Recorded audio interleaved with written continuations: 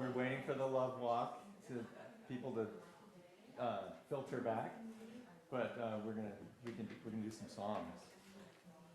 So please join me and Toby and this our Zoom folks. We're gonna start with Ancient Mother, and that's number 1069 in the teal hymnals. If you want to use the book.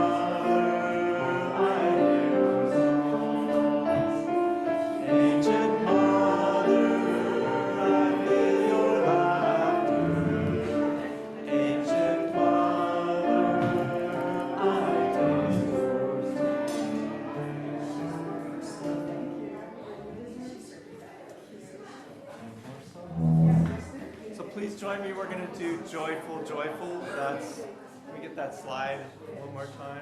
This is number 29 in the hardcover hymnal if you want to see the music. And you'll recognize this tune, I think.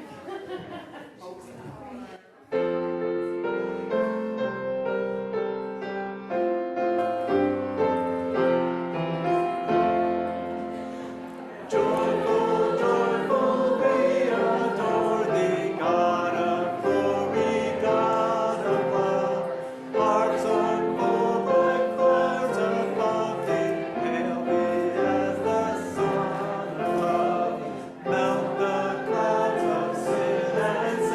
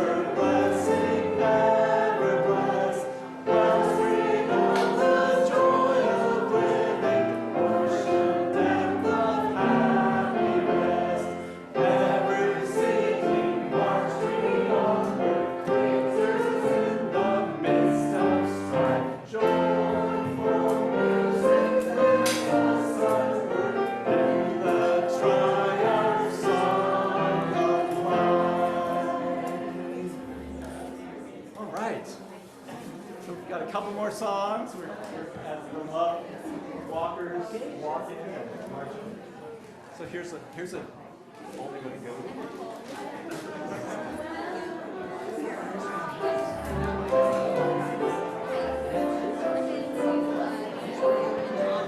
All right. Oh yes, thank you, Bill.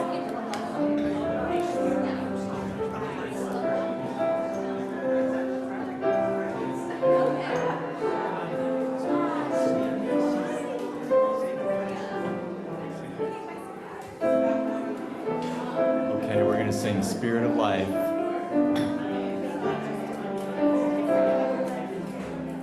Spirit of life, come unto me. Sing in my heart all the stirrings of compassion. In the wind, rise in the sea, move in the hand, giving life the shape of justice. Roots hold me close, wings set me free. Spirit of life, come to me, come to me. Spirit of life, come unto me. Sing in my heart all the stirrings of compassion. Blow in the wind, rise in the sea, move in the hand, giving life the shape of justice. Roots hold me close, wings set me free. Spirit of life, come to me, come to me.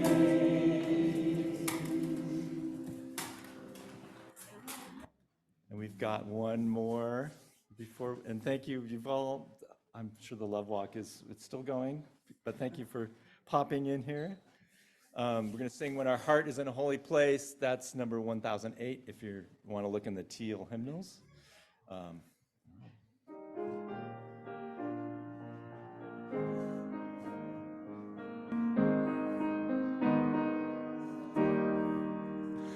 When our heart is in a holy place, when our heart is in a holy place, we are blessed with love and amazing grace. When our heart is in a holy place, when we trust the wisdom in each of us, every color, every creed and kind, and we see our faces in each other's eyes, then our heart is in a holy place.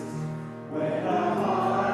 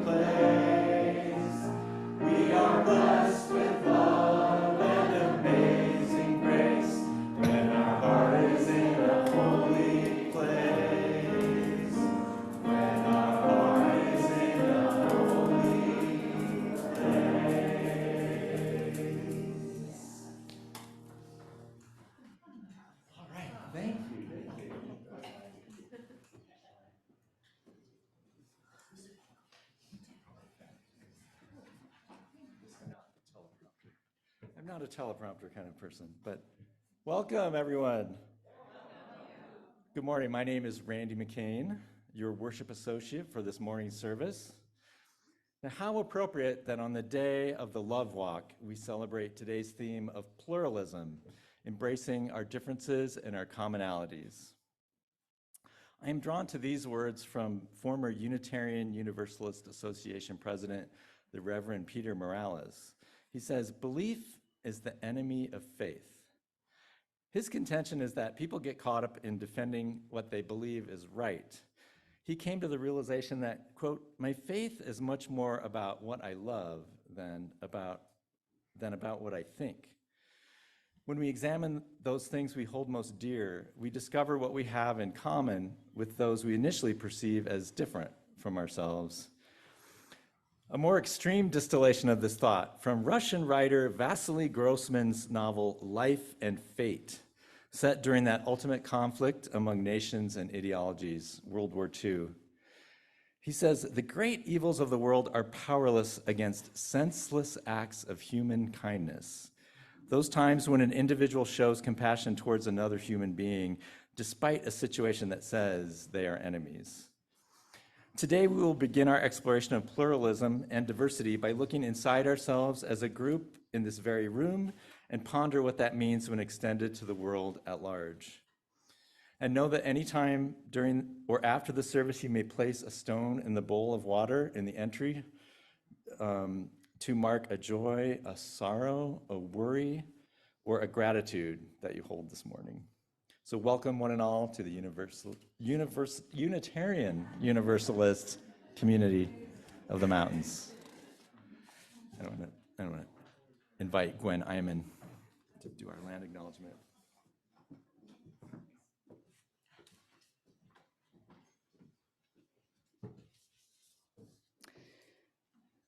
By placing this basket of black oak acorns on our altar, we acknowledge the Nisenan people are still here among us today, though nearly invisible after generations of erasure and exclusion from California's history. We understand that we are on Nisenan land that was never ceded, never given up, and the original tribal families have yet to recover from the genocide of their people. We commit ourselves to supporting the Nisenan in their efforts to stabilize their people and restore tribal sovereignty.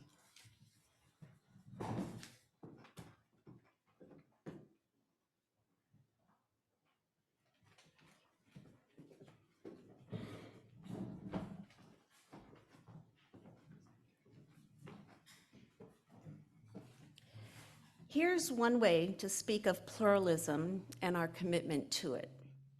We celebrate that we are all sacred beings, diverse in culture, experience, and theology. We covenant, we promise to learn from one another in our free and responsible search for truth and meaning. We embrace our differences and commonalities with love, curiosity, and respect.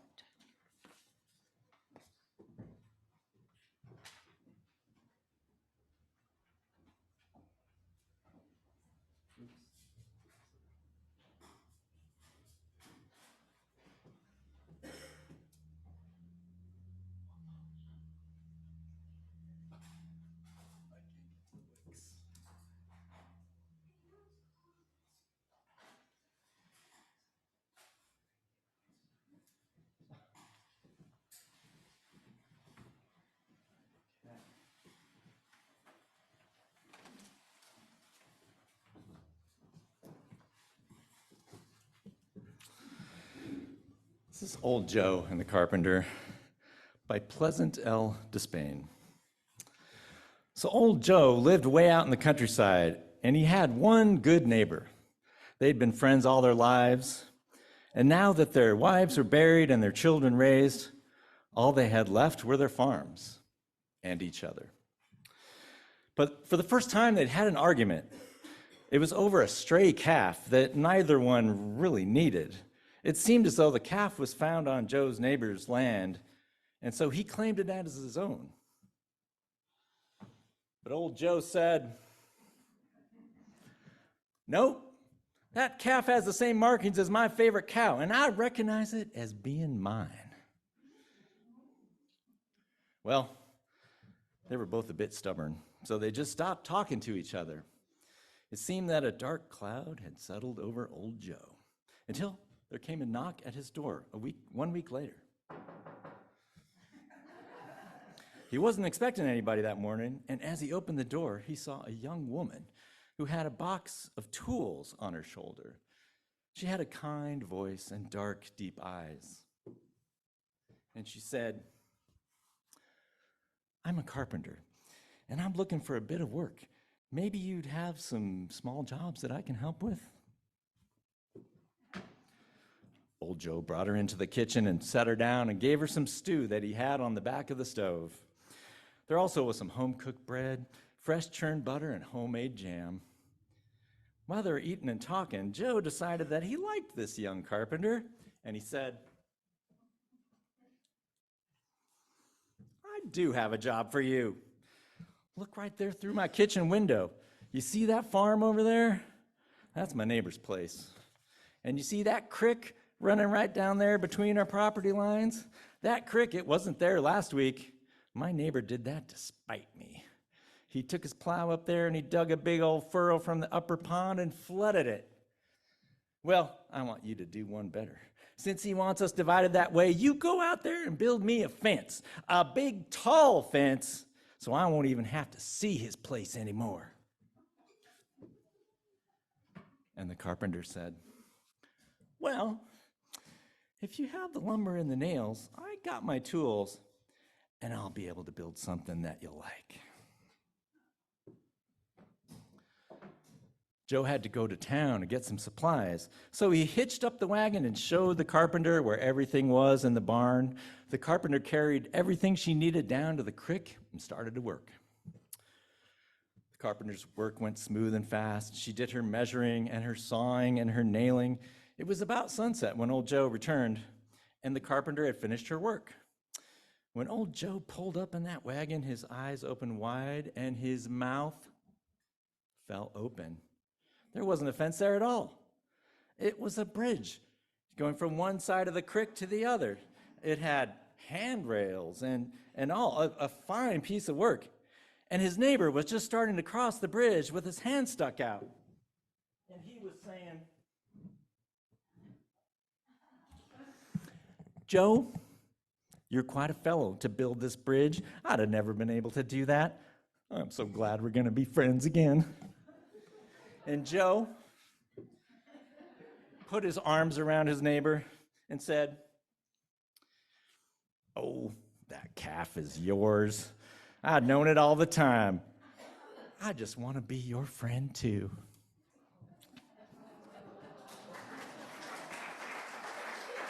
And thank you to Bill and Paul for all the hats. I only had one hat. I realized I needed more. Oh, so now we're going to sing The Children on Their Way. Please join me. Lindsay's going to get the chalice lit here. So the kids are going to go to Kids Connection, and we're going to sing them out. Let's do This Little Light of Mine. Any kids that want to come help carry the light?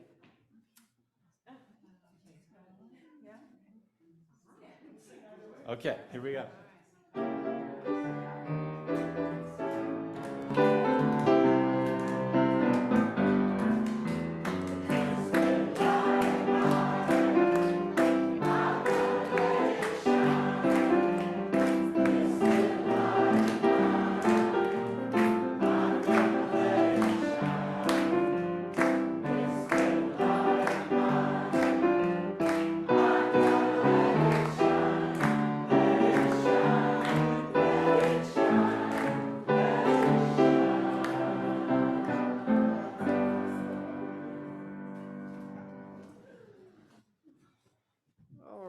Thank you for the storytelling. So we took a photo down at the Love Walk, and I moved to take one here. Here you are. Light's a little bright there, but I invite you to wave as best you're able from where you are. Here we go. Thank you. The sea of yellow shirts always draw attention when we're in a crowd. We get to identify each other, but also people get to ask, who are these folks?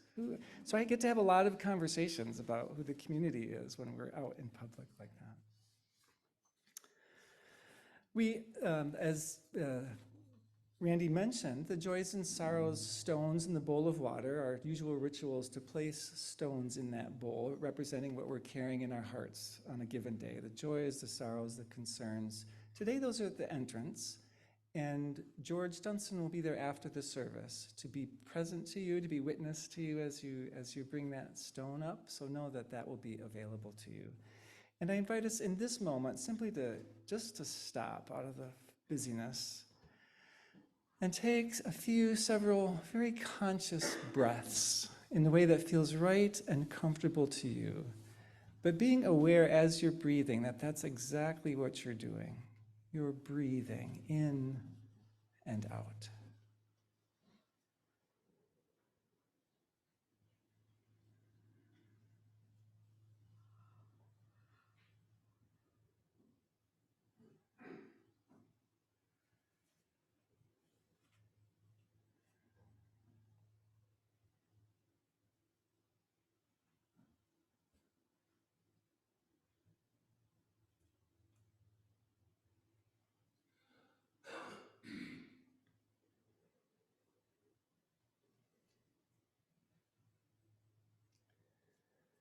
And with all that we're carrying, I invite us to sing together, just to sing a song of comfort to those who may be hurting for any number of reasons this morning, and to hold each other.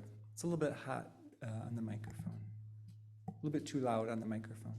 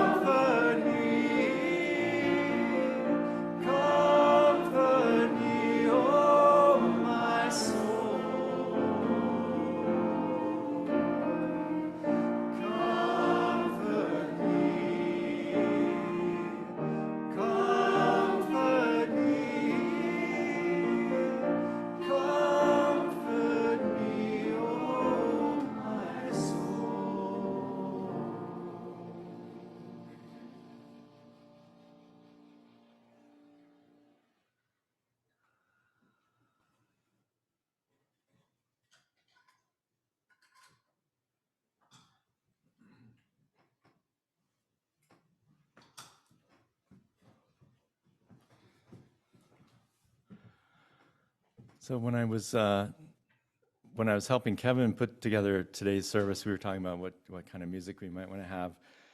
And today's theme is pluralism. We talked about maybe having a piece that explores having two or more different tonalities, keys at one time. And I decided to write a piece. So I've got something that Toby and I are going to do. And the piece starts out, the piano in one key, the clarinet in another, and the piece, it shifts throughout the piece until we try to reach agreement. So this next piece.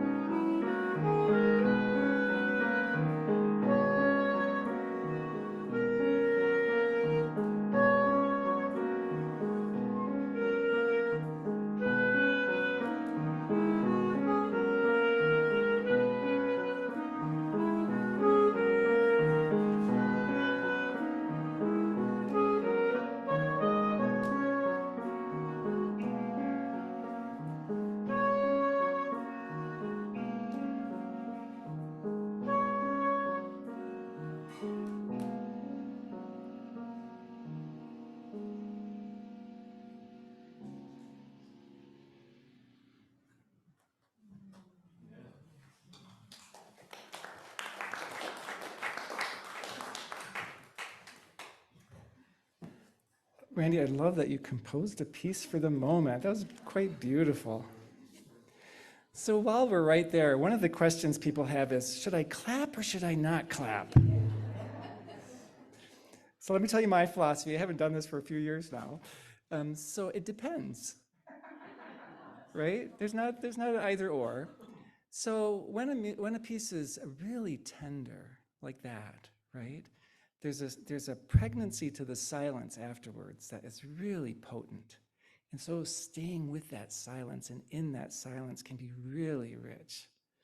And then sometimes something is just so fantastic, often it's high energy, that to not applaud would be like to get your tense about it, right? And applause is exactly the thing. So the invitation is to be sensitive. What's needed in this moment? Is this a moment to, settle into the quiet? Or is this a moment just to let out because nothing else could possibly do in that moment? So thanks for the invitation to do that with peace.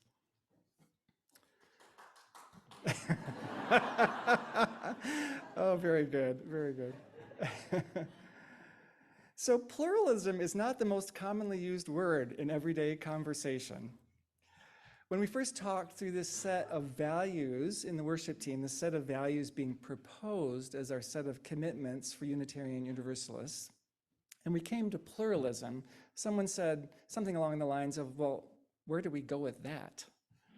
The thing is, we don't have to go very far at all. Pluralism has to do with multiple realities coexisting, and though at the surface we often appear rather homogeneous as a community of commonalities maybe, you don't have to go far at all to find meaningful differences, though some differences are more visible or more known or more obvious than others.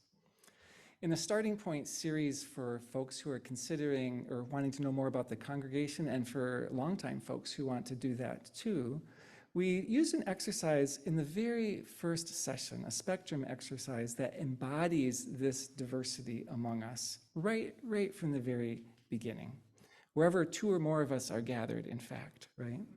So let's do it in a modified way. So I'm going to look in a moment for about 8 volunteers who are comfortable moving up and down the aisle without much room to move, who'd be willing over a series of questions to place yourself along a spectrum from this end to that end or anywhere in between. And just so you know, I'll be asking about everything from how you feel about the taste of cilantro to whether you have a spiritual practice, to whether you think of yourself as a theist or an agnostic or an atheist or anything in between. Does that make sense? So now everyone's going to have a chance to weigh in for yourself. I'm going to give you some ways to do it from your seats or from online.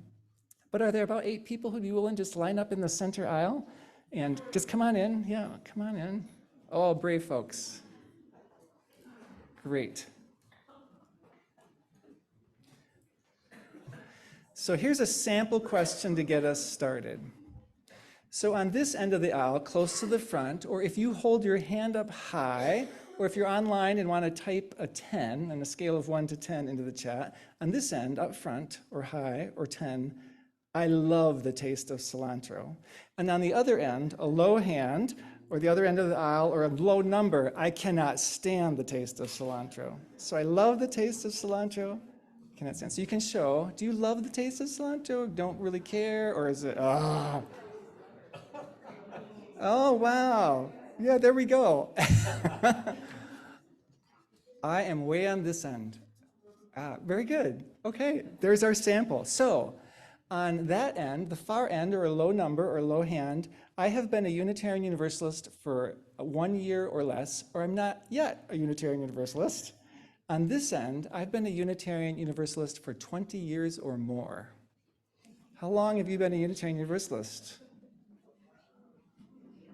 Everywhere from 20 years or more to 1 year or less.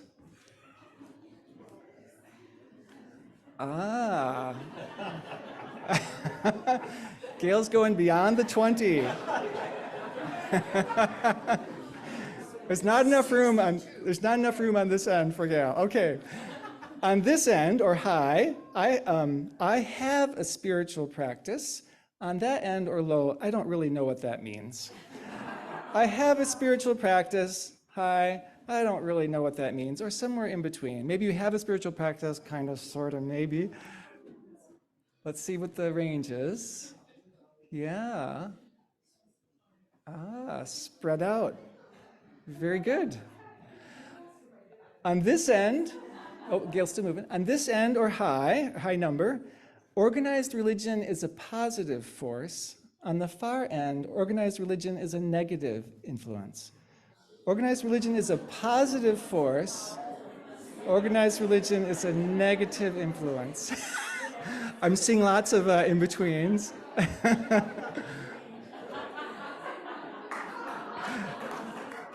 I love this. People are clinging to each other in the middle. On this end, I am a theist. In the middle, I'm an agnostic. On the far end, I'm an atheist or non-theist. So high, I'm a theist. Middle, agnostic. Far end or low, atheist or non-theist. Where are you? Where are you? Clustered in the middle. A little bit of movement. Yeah, and willingness to step out, right, on either end. Yeah. On this end, the universe is friendly. High, this end, the universe is friendly. In the middle, the universe is indifferent. On the far end, or low, the universe is hostile. The universe is friendly, the universe is indifferent, the universe is hostile.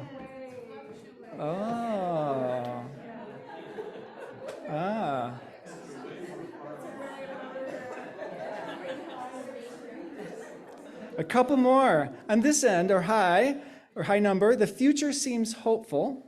On the far end, the future seems scary. The future seems hopeful.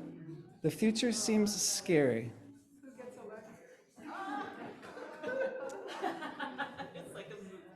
Ah, very good. On this end, or high, the example of Jesus inspires me. In the middle, I'm giving Jesus another look. Or the far end, Jesus-centered spirituality doesn't resonate with me. So the example of Jesus inspires me. Middle, I'm giving Jesus another look. Jesus-centered spirituality doesn't resonate with me. Yes, range again. On this end, or high, people have a soul. On the far end, that idea does not speak to me. On this end, people have a soul. Far end, that idea doesn't speak to me.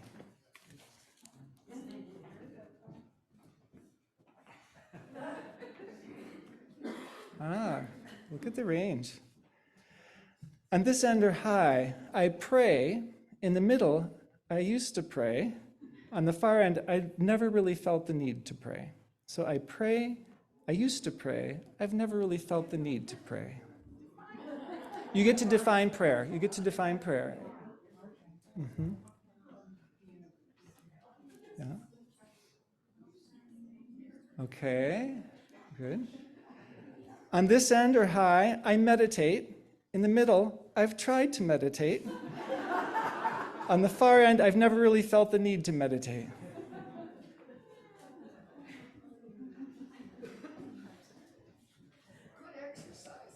Mm-hmm. Good physical exercise. Two more. On this end, or high, I have experienced a miracle. In the middle, that idea does not speak to me. On this end, I've experienced a miracle. On the far end, that idea doesn't speak to me. I've experienced a miracle. That idea doesn't speak to me.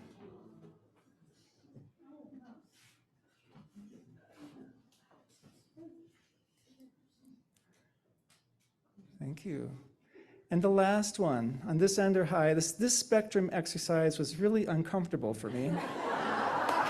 On the far end, this spectrum exercise felt pretty comfortable to me.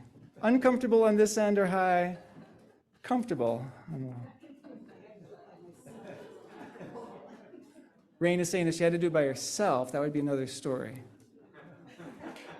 All right, thank you to our willing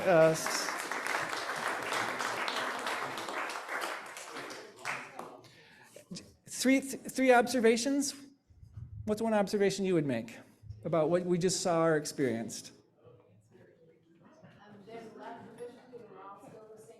There's a lot of diversity, and we're all in the same room. Any other observations you'd make? Bob? People weren't always what I expected them. I heard pluralism over here. Interesting. They're so often in our, oh, yeah. Gender bias in the sample. Gender bias in the sample.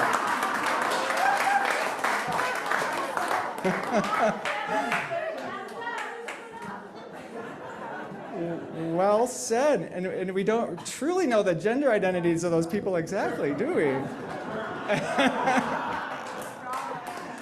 Right? Simple exercise to make a really important point.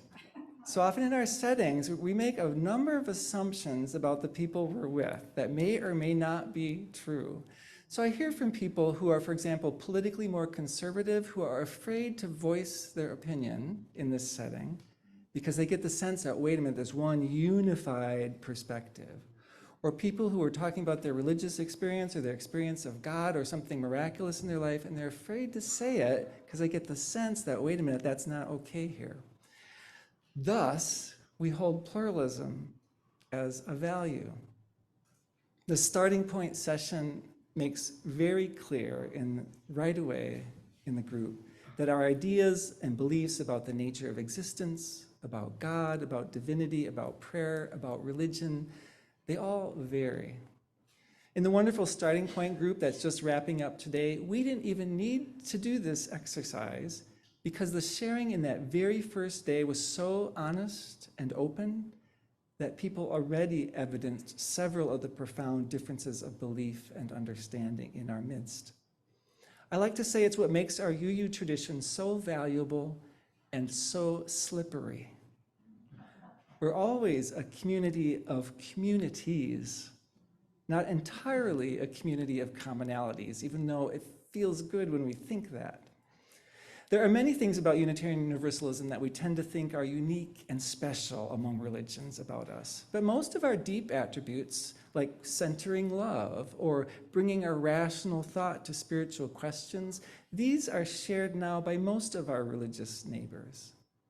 However, the capacity, or at least the attempt and commitment to hold this widely diverse set of religious views within one community, the insistence that we can and that we must learn to coexist and well and healthfully and fruitfully, committed to learning from each other as we travel our very open paths, that is indeed unique, I would offer, at least at the level to which we try to take it.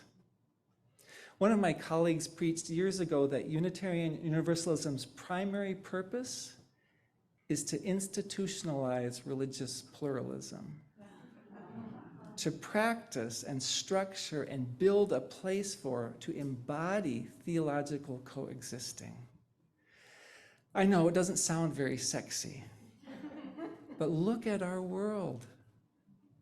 Look at our world. Look what's needed in our world right now. I'm appreciating my colleagues' framing now in a way that I didn't 25 years ago.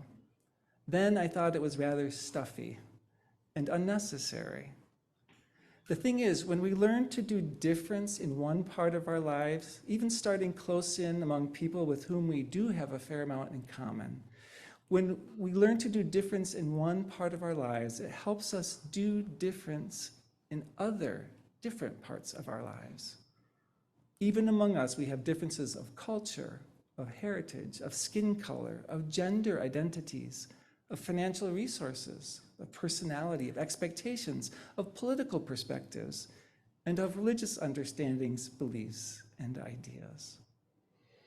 Over several centuries, both our Universalist ancestors and our Unitarian ancestors, traveling their own paths, they arrived at the same crossroad of recognizing the need to open wide, to embrace theological diversity, to embrace our religious differences with love, curiosity, and respect, as the proposed language says. Next week, I'll share a brief take on how that happened, how they both got to that same place. But today, I want to name that it's because both traditions arrived at that idea that we have to be open to different religious understandings, even in the same community, that allowed the two to merge in 1961. It's a value, I think, that is important to name for us, so I'm glad it's named there, and important to practice, and not just for our own personal benefit, but for the ways that we might be of service to the world outside these walls. Can we practice it here in our small ways and take it out to the larger ways? I would, however, change the word order in the proposed language about pluralism. Rather than embracing our differences and commonalities with love, curiosity, and respect, I would put curiosity first, to trace the path as it's actually most likely to unfold. As Krista Tippett notes, curiosity is a moral muscle, one we do well to exercise and strengthen for all of our sakes. I think that genuine pluralism, genuine and healthy coexisting, begins most readily with curiosity. That's where it starts, which paves the way then for respect, perhaps, which, if we're ready and we're open to it, it opens, or at least unlocks, the door to love. From curiosity to respect to love. So let's exercise our moral muscle of curiosity and find our way to pluralism. So in our original conception of an hour-long service, we would have invited you at this point to turn to neighbors and find a meaningful commonality and a meaningful difference, not superficial, something about a religious belief or a political stance that's a little more risky. And so I will invite you to do that outside the service. Maybe it's today, right after. Maybe it's today, right after. What could we discover that we've got in common? It's not just our hair color, that we both have glasses, or the same age.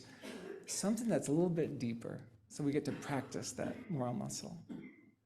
And meanwhile, I invite us to be ready to continue the journey, right? This is not a single start. This is an ongoing invitation to pluralism. So I invite us to strengthen all of those muscles of curiosity, of respect, ultimately of love. In other words, of pluralism, whether it's a sexy notion or not. So may we be.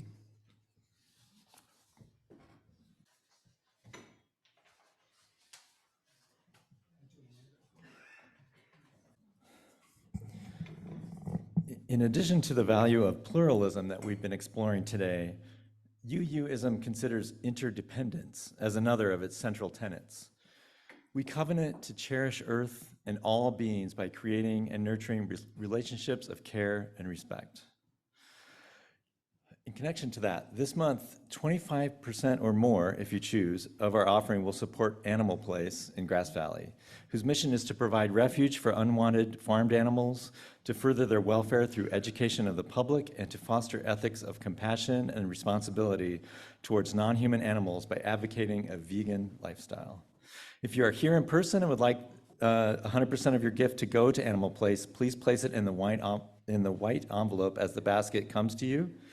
And if you are with us by Zoom, please see the next slide for other ways to give. Your giving is vital to our ability to sustain the work of our community, and thank you for your generosity.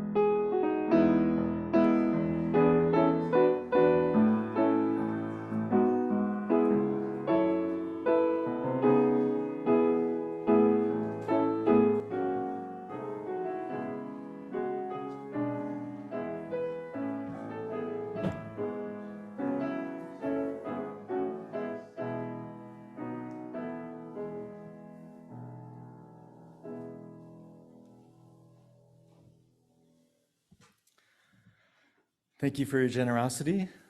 We dedicate these gifts to continuing the work of creating a better world through acknowledging our differences and building upon our commonalities, both with each other and the greater communities of which we are a part.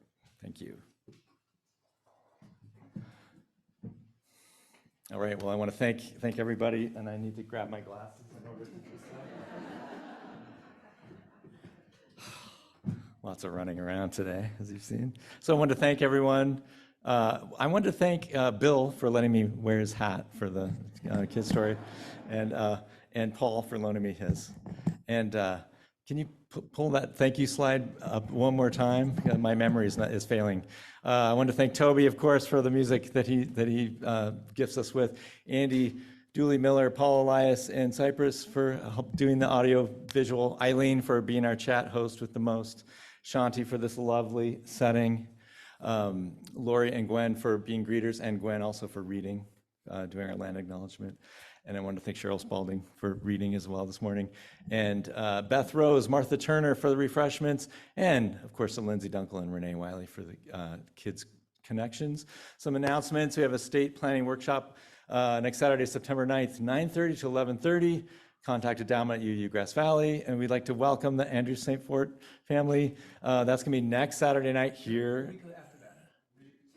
Oh, I'm sorry, Saturday, September 9th, 2 weeks, okay. And that's going to be 7 p.m. We'll meet the family, learn about Haiti, and we're signaling.